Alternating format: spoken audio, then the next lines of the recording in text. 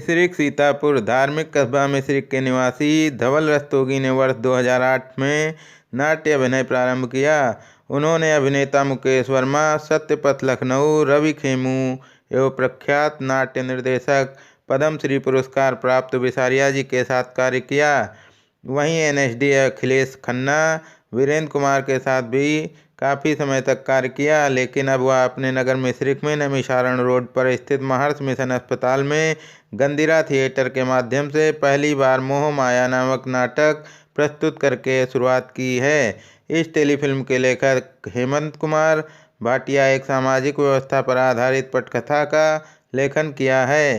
Film के निर्देशक धवल एवं सह निर्देशक मधुसूदन पांडे ने बताया है, यह टेलीफिल्म गंदिरा थिएटर के माध्यम से पहली बार इस धार्मिक नगर से शुरुआत किया है। इस फिल्म में 7-8 गांव के बच्चे भाग ले रहे हैं। उनमें नाटक प्रस्तुत करने का काफ़ी उत्साह भी है। उनके उत्साह को देखते हुए इस प्रकार की टेलीफिल्में लगातार बनाकर सामाजिक एकता और बच्चों की प्रतिभा को निखारने का निरंतर प्रयास करते रहेंगे। उन्होंने बताया कि बटेसुर, दादरा, नूतन, सूत्रधार, अम्मा, लड़की, गुड्डू, दोस्त आदि सहित सैकड़ों नाट्य कहानियों की भूमिका तैयार है। सीतापुर से अनुराग मिश्रा की रिपोर्ट। गाड़ी कब तक आएगी? मैं आधा घंटा और लग जाएगा।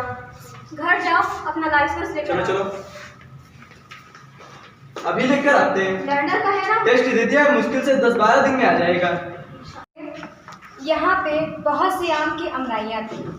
जी हाँ, यहाँ पे बहुत सी आम की अमराइयाँ थी। जब भी मौसम आता था तो शाखाओं पर झूले लटक जाते थे।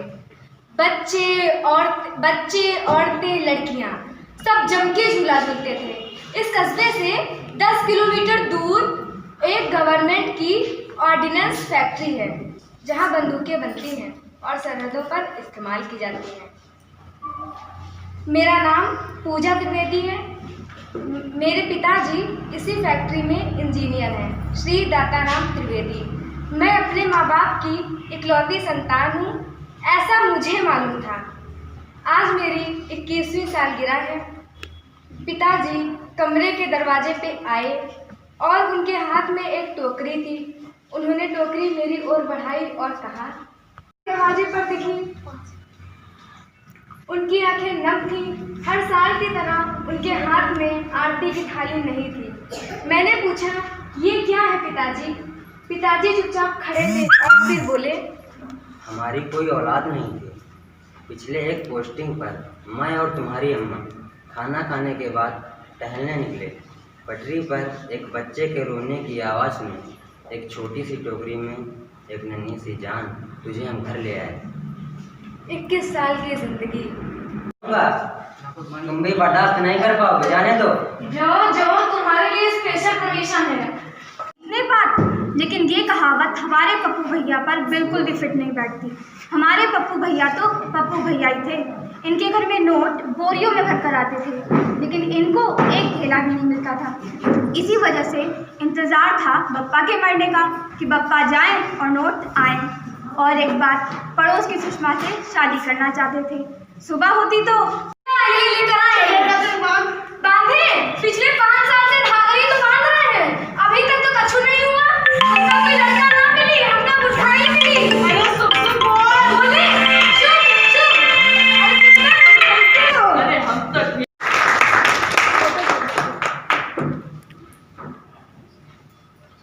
एक और जरूरी सूचना, हम सब बच्चों ने ये नाटक बड़ी मेहनत से तैयार किया है। अगर आप लोग चाहें तो कुछ दान राशि दे सकते हैं। जी मैडम। आप थोड़ी देर के लिए अपनी दुकान छोड़ें। मैडम, हमारी चाय की दुकान है।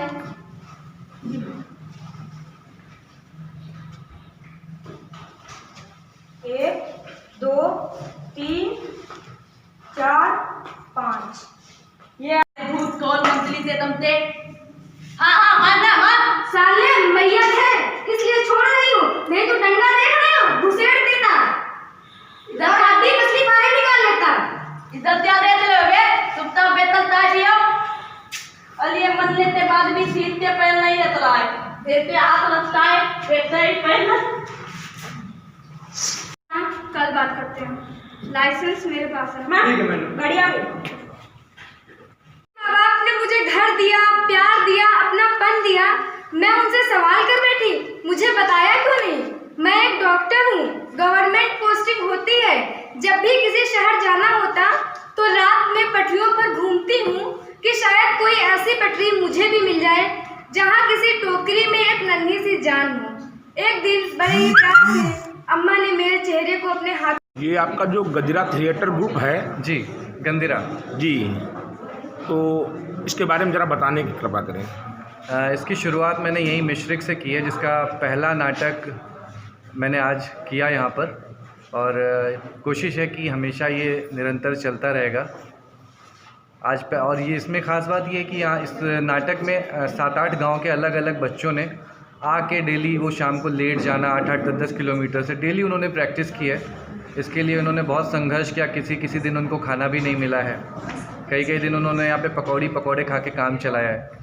और 8-8, 10-10 घंटे करना और पूरे मन से। कुछ बच्चे तो ऐसा बोलते थे कि रात हो जाएगी तो हम यहीं सो जाएंगे, कुछ बच्चे बिस्तर लेके आते थे।